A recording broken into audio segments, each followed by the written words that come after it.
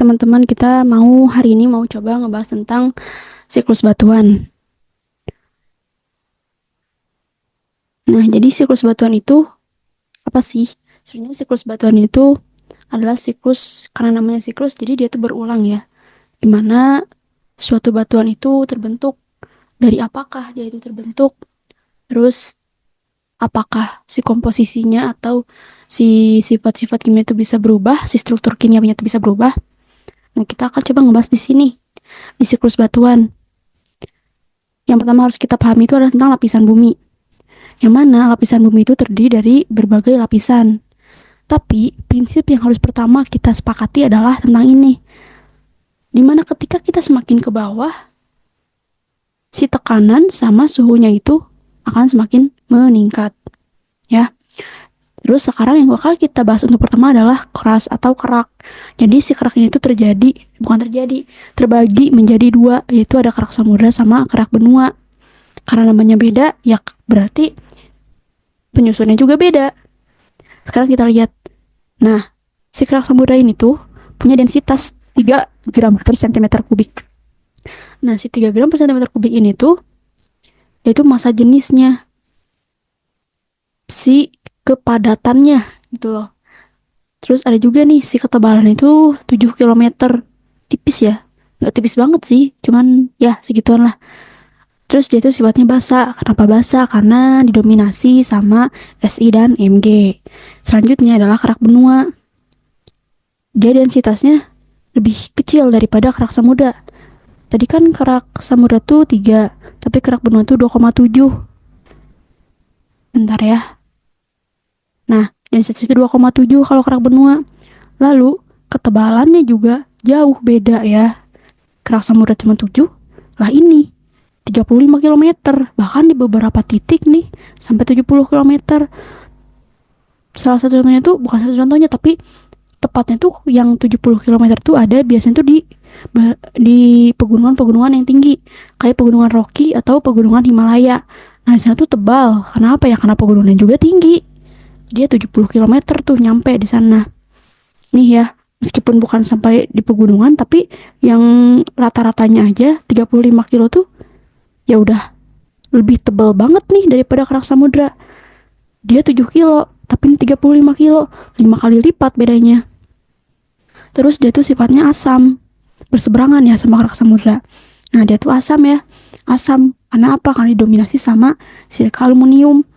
Nah, si dominasi ini tuh jadi nama lain dari si kerak samudra sama benua ini. Si kerak samudra nama lainnya itu sima. Biasanya disebut sima, lapisan sima. Kerak benua disebutnya nama lainnya lapisan sial. Bukan sialan ya, tapi sial. Lanjut, ada mantel. Nih, si mantel ini karena nih kelihatan kan, dia tebel nih. Lebih tebal daripada yang lain, itu sampai mengisi 82% volume di bumi kita. Itu ada mantel. Nanti akan ada juga bahasan dimana si mantel ini tuh, upper mantelnya nih, yang di atas ini tuh, dia itu tempat dimana adanya dapur magma. Yang mana nanti kalau misal ada erupsi gunung berapi, magmanya itu dari situ. Oke, lanjut. Ada outer core. Nih, inti luar. Inti luar tuh cair ya. Karena tekanannya masih kalah dengan suhu. Maksudnya tuh gimana? Jadi kan tadi aku bilang panas sama tekanannya itu makin ke bawah tuh makin tinggi. Nah, kenapa nih di sini bisa apa? Bisa cair padahal tekanannya udah lumayan kan dari atas nih, semantel apalagi nih tebel. Kenapa bisa cair? Ya karena si tekanan itu belum bisa mengalahkan si panasnya ini. Jadi meskipun dia ini komposisinya itu Fe sama Ni, yang mana itu logam, metal ya, dia tuh ya tetap gitu loh, masih mencair. Karena apa? Karena si suhunya ini yang tinggi, tekanannya itu belum bisa mengalahkan tingginya suhu ini. Nah, disinilah baru di si inner core ini tekanannya amat sangat tinggi. Lihatlah kawan, di atas ini semakin banyak lapisan yang menumpuk, yang tertuju ke bawah, hingga akhirnya terakhir di mana? Di inner core, di inti dalam. sehingga akhirnya dia akan apa? Akan padat.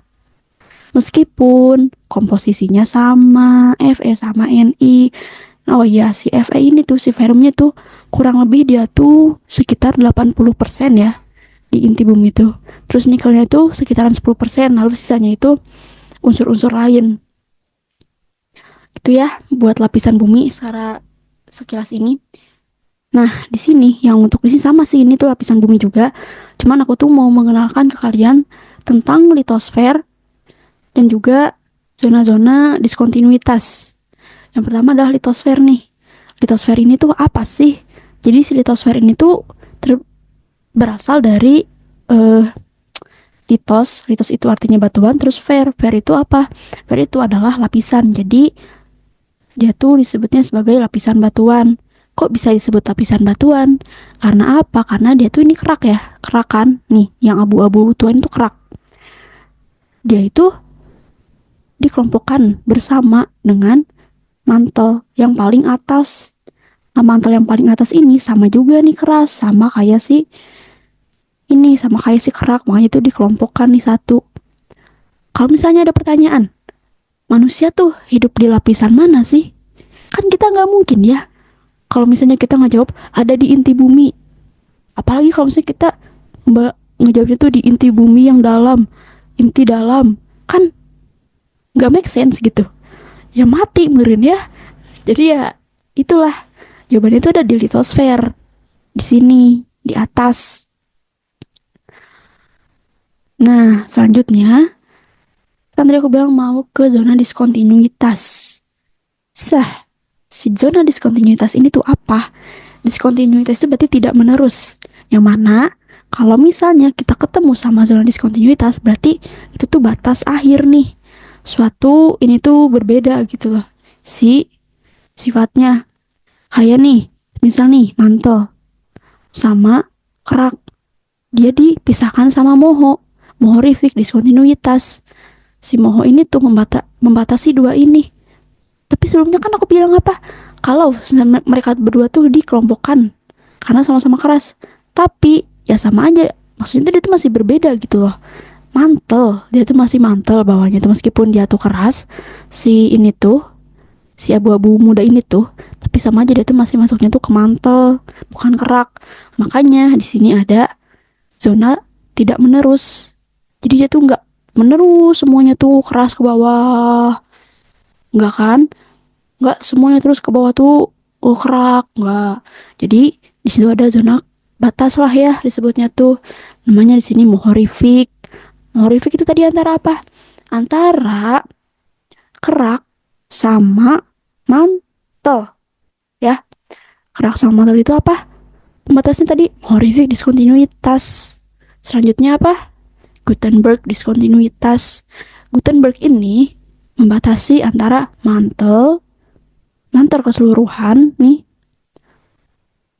sama outer core. Jadi aku bilang kan, karena dia beda lah sifatnya ya. Ya udah, dia tuh nggak menerus. Makanya ada zona ketidakmenerusan, ada batasnya. Namanya apa? Gutenberg. Lanjut lagi. Ada namanya Lehman, diskontinuitas. Lehman ini yang membagi antara inti dalam sama inti luar. Ya, si inti dalam ini kan solid, terus inti luar ini liquid. Yang mana dia tuh? Tadi apa? Solid tuh padat, terus liquid tuh cair, ya kan?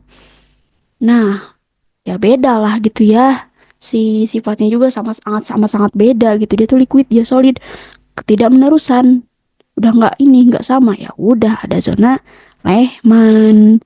BTW FYI, si Lehman ini tuh yang juga menemukan bahwa si inti dalam bumi tuh nih, si inner core ini tuh solid.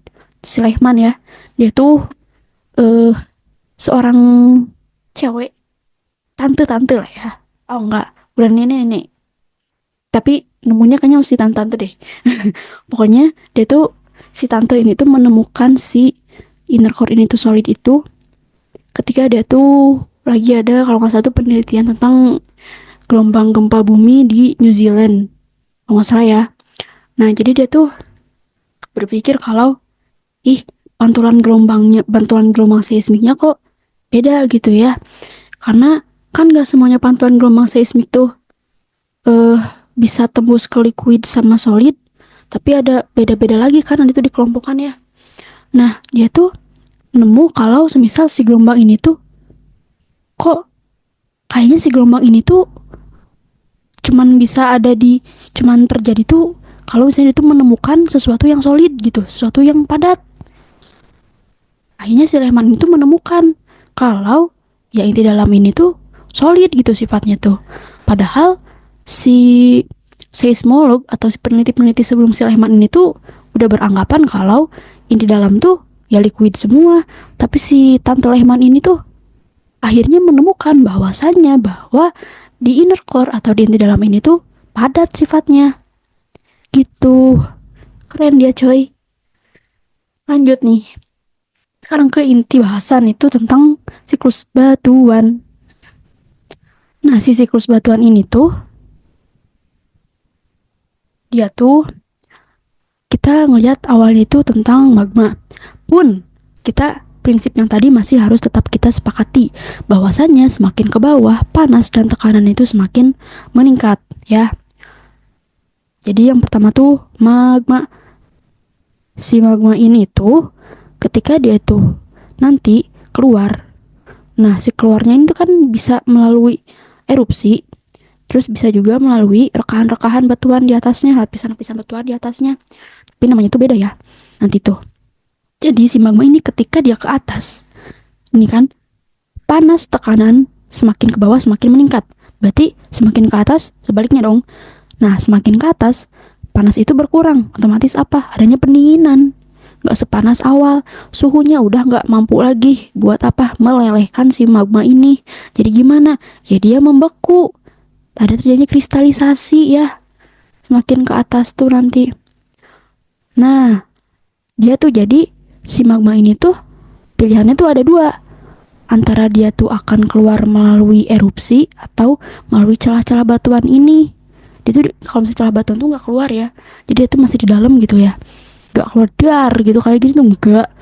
Tapi ketika dia tuh memasuki celah-celah batuan di sini, dia tuh akan terjadi pendinginan. Karena apa? Balik lagi ke yang tadi, suhunya berkurang. Jadi ketika dia tuh udah di suatu titik nih dimana si suhunya itu udah cukup buat itu terjadi kristalisasi, jadi akan berubah menjadi suatu batuan. Suatu batuan itu disebut apa? Batuan beku ya.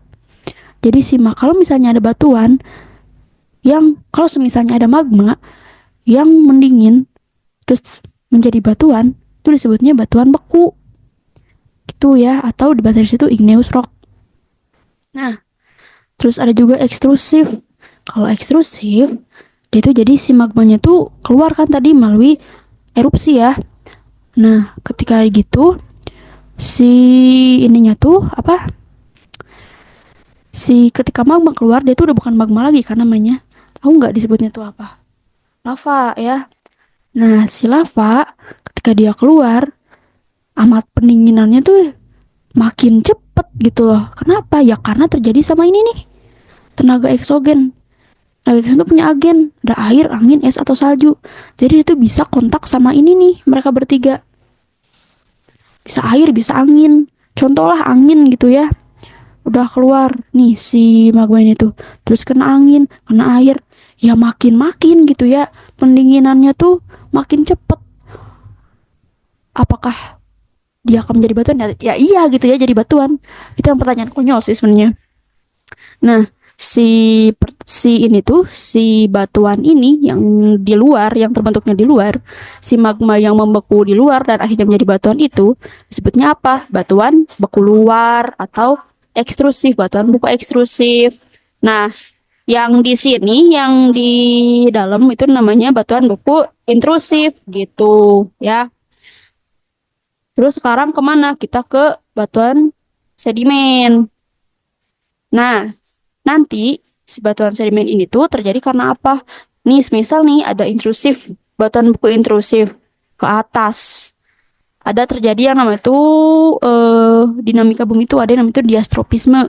Jadi si diastropisme itu suatu dinamika bumi, dinamika lempeng yang mana dia tuh akan mengakibatkan adanya apa ya, perubahan lah muka bumi. Transferensinya itu ada lipatan ya sama patahan. Nah, semisal nih dia tuh ada lipatan ya ke atas lah, misal dia ke atas nih. Nah, si lipatan ini nanti tuh kena ini apa? Kena agen eksogen yang tadi. Terjadilah tuh pelapukan, terus erosi. Nah, si pelapukan sama erosi ini tuh nanti tuh akan memecah si batuan-batuan yang terbawa sama lipatan ini tuh menjadi partikel-partikel yang lebih kecil. Ya. Nah, ketika dia tuh terpecah, dia akan terjadi apa? Transportasi. Terbawalah dia tuh. Sama apa nih terbawanya? Balik lagi ke sini, ke tenaga eksogen. Entah air, angin, atau es, atau salju. Jadi nanti tuh si agen-agen ini tuh punya bahasan tersendiri. Berhubungannya itu nanti tuh sama geomorfologi ya, atau bentang alam. Nah, ketika tertransportasi, terus nanti sampai ke tempat di mana dia itu suatu cekungan, dia itu akan terjadi sedimentasi. Sedimentasi itu apa? Pengendapan ya. Ya, pengendapan. Misal nih yang pertama, nih yang ini. Terus ada penimbun, ada lagi nih yang kedua. Ada lagi lapisan, ada lagi yang ketiga, ada lagi lapisan. Terus aja kayak gitu, nanti ada lapisan lagi atasnya. Nah, jadinya si lapisan yang paling bawah ini karena semakin tertekan sama lapisan-lapisan yang nanti akan ada lagi di atasnya, otomatis apa? Dia tekanannya tinggi. Tekanan yang tinggi ini tuh mengakibatkan adanya kompaksi dan sementasi ya. Nih, burial ini tuh penimbunan. Karena penimbunan dan sedimentasi tadi tuh akan mengakibatkan kompaksi dan sementasi. Apa sih kompaksi sama sementasi itu? Jadi kompaksi sama sementasi itu adalah ketika kalau misalnya kompaksi, nih ya, si partikel-partikel itu awalnya tuh terisi, celah-celah itu terisi sama air. Tapi karena dia tuh tertekan ya nih, karena si tadi lapisan-lapisan itu, jadi dia tuh kan tertekan. Ketika dia tertekan, ya air-airnya tuh otomatis ya berkurang. Contoh lah kalau semisal gitu ya, kita mau abis nyuci baju, terus sama kita diperes, airnya pada keluar kan? Itu juga sama kayak gini. Itu tadi waktu kita abis nyuci, kenapa airnya bisa keluar? Ya karena kita beri tekanan. Sama nih kayak ini, kenapa airnya keluar? Ya karena ada yang memberi tekanan. Apa yang memberi tekanan? Lapisan-lapisan di atasnya tadi. Si ini ya. Gitu. Itu. Terus akhirnya nih, kan dia tuh udah si airnya tuh udah pada keluar. Jadi ya si jaraknya tuh semakin berkurang ya. Jadi ketika jaraknya berkurang, jadilah kayak gini. Jaraknya tuh antar partikel itu berkurang, jadilah kayak gini. Gak serenggang yang tadi nih, yang sebelumnya. Itulah yang dinamakan kompaksi. Jadi kompaksi itu apa? Ketika air berkurang karena tekanan, akhirnya menghasilkan jarak antar partikel berkurang juga. Nah, jarak antar partikel berkurang, tapi berarti tetap aja kan masih ada jarak antar partikelnya. Nih yang ini. Jadi si space yang masih kosong ini nanti tuh ujung-ujungnya tuh akan diisi oleh mineral-mineral. Ya, mineral-mineral nih yang abu-abu gini. Nanti dia tuh akan memenuhi si space yang ada di sini nih, yang kosong-kosong ini. Gitu. Dan itulah yang dinamakan namanya sementasi. Jadi sementasi itu apa? Sementasi adalah ketika masuknya mineral di antara jarak antar partikel. Ya, oke. Nih, contohnya kayak gini. Ini kan udah pecahan-pecahan ya. Terus ini nih, ada airnya nggak? Nggak ada kan? Karena apa ya? Karena tekanan yang tadi. Tapi gantinya si air itu diisi oleh apa? Oleh mineral-mineral. Hingga akhirnya dia tuh berbentuk bongkahan kayak gini. Ya, nih kayak begini. Si mineral-mineral ini tuh akhirnya tuh kena sementasi. Akhirnya jadi bongkahan kayak gini. Sama kayak batu breksi juga. Kedua ini tuh sama nih, batuan sedimen. Nah, udah nih batuan sedimen kita beres nih pembahasan. Lanjut ke metamorf. Atau kalau bahasa Indonesianya itu bisa batuan malihan atau batuan ubahan. Kenapa disebut batuan ubahan? Ya karena si batuan metamorf ini tuh nggak bakal terjadi, nggak bakal ada kalau misalnya nggak ada perubahan dari batuan beku atau batuan sedimen. Maksudnya gimana? Nih, kalau semisal nih batuan sedimen ya, kena yang tadi lagi si dinamika bumi itu. Terus dia tuh kena tekanan sama suhu. Ya, berubah si suhu sama tekanan itu sampai mengakibatkan apa? Susunan kimiawi yang ada di batuan sedimen ini ikut berubah gitu. Jadi ketika susunan kimiawinya berubah, ya dia nggak bakal mungkin buat dinamakan sama gitu ya batuan sedimen. Tapi jadinya apa? Batuan metamorf. Sama kayak batuan beku juga. Semisal nanti ada ya kita ketemu sama patahan atau zona subduksi, nanti si batuan beku tuh ikut masuk lagi nih, ikut masuk lagi ke bawah gitu ya, ikut menunjam ke bawah. Otomatis dia juga bakal kena tekanan sama suhu dong, yang ikut berubah gitulah si suhu sama tekanannya tuh. Jadi ya dia udah bukan disebut lagi batuan beku, tapi batuan apa? Batuan metamorf. Jadi si batuan metamorf itu terjadi karena apa? Karena adanya metamorfisme. Nih, metamorfisme itu apa? Metamorfisme itu suatu proses di mana batuan awal ya dari batuan metamorf ini tuh berubah susunan kimiawinya. Karena apa? Karena panas dan tekanannya berubah juga gitu. Sama nih kayak kalau misalnya kita kelas berapa ya? Kelas 4 SD tuh pernah diajar tentang metamorfisme. Metamorfisme kupu-kupu misal. Dia tuh dari apa? Dari ulat, kepompong, kupu-kupu kan? Gitu sama ini juga. Dia tuh ada perubahan-perubahan. Dia kan berubah dari ulat ke kupu-kupu. Dia juga sama dari batuan beku ke batuan metamorf. Ada yang berubah? Ada apa? Susunan kimiawinya. Kan ini juga sama ya kalau misalnya dari ulat ke kupu-kupu, berubah nggak bentuknya? Berubah kan? Ini juga sama. Makanya dia disebut batuan ubahan atau batuan malihan ya. Dari bahasa Indonesianya mah. Kalau batuan metamorf itu bahasa ilmiahnya. Atau bahasa Inggrisnya juga disebut batuan metamorf. Tuh, nih kayak gini nih. Granit. Dia tuh, si granit itu batuan beku. Terjadi metamorfisme. Berubahlah dia jadi gneiss. Berubah kan bentuknya? Maksudnya kenampakannya berubah kan? Berubah ya. Sama yang juga limestone atau di bahasa Indonesia tuh batu gamping. Berubah nggak ketika dia jadi marble? Berubah kan bentuknya. Marble tuh marmer ya kalau di sini. Jadi ketika ada suhu dan tekanan yang berubah, otomatis susunan kimiawi dari suatu batuan bisa berubah juga dan akan mengakibatkan terjadinya bentuk, terjadinya perubahan kenampakan dari si batuan asal ini. Si batuan asal ini tuh bisa dari batuan beku atau batuan sedimen yang bisa berubah tekanan sama suhunya itu karena apa? Karena proses dari dinamika bumi. Itu biasa disebut diastropisme gitu. Nah, ini beberapa rangkuman lah, meskipun ini tuh nggak lengkap gitu ya, tapi aku akan coba buat nge-review ya, tapi ya nggak lengkap ya, mohon maklumi aja. Jadi gimana tadi teman-teman? Bumi itu punya 4 lapisan utama. Dari bawah ada apa? Inti dalam. Inti dalam sifatnya apa? Padat. Inti luar sifatnya apa? Masih cair. Terus ada mantel, ada kerak juga. Mantel yang bagian atas, yang paling atas nih yang keras nih, yang solid. Kalau misalnya sama kerak dikelompokkan, namanya apa? Litosfer. Lapisan batuan. Kita hidup di mana? Kita hidup di atasnya. Nah, tadi inti dalam kenapa bisa padat? Karena tekanan yang disebabkan dari lapisan-lapisan di atasnya. Lapisannya tuh menekan si inti dalam ini hingga akhirnya dia tuh padat gitu. Nah, ini prinsip yang tadi. Semakin ke dalam bumi, semakin tinggi juga tekanan dan panasnya. Nah, ini nih yang litosfer yang tadi. Gabungan antara kerak bumi dan mantel paling atas yang solid. Terus astenosfer. Astenosfer itu apa? Bagian dari mantel ya.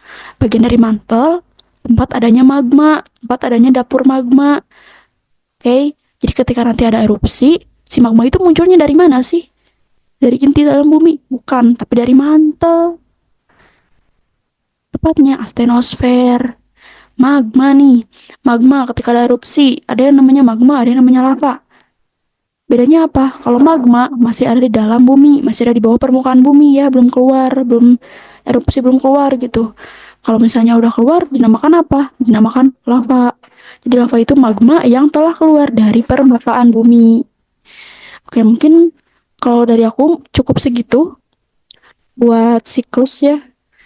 Sebenarnya ada beberapa sumber lain juga, bukan sumber lain, tapi ada beberapa eh, pelengkap-pelengkap lain tentang siklus batuan ini. Ya kalau misalnya bisa aku bantu buat bahan ajar gitu ya, ada di bukunya Lutgens tentang judulnya tuh Essential of Geology. Kalian bisa coba baca-baca di situ. Tapi setahu aku belum ada versi bahasa Indonesianya. Ya, bisalah beren ya bahasa Inggris. Insya Allah. Oke, gitu ya dari aku. Dadah.